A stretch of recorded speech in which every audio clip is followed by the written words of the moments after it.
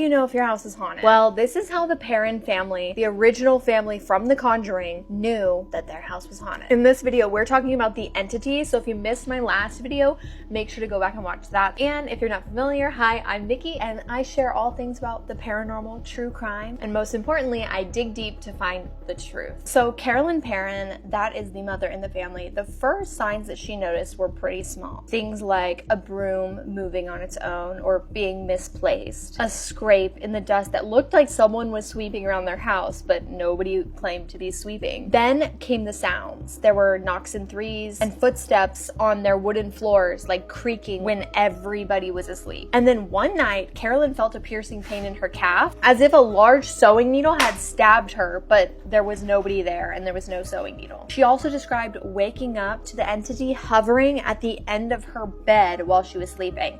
And I've experienced this in my haunted house as a child, and this kind of thing is actually so terrifying because first you see that there's somebody there, something evil, something eerie, and then you look down at its feet and you notice that it's floating. Ugh!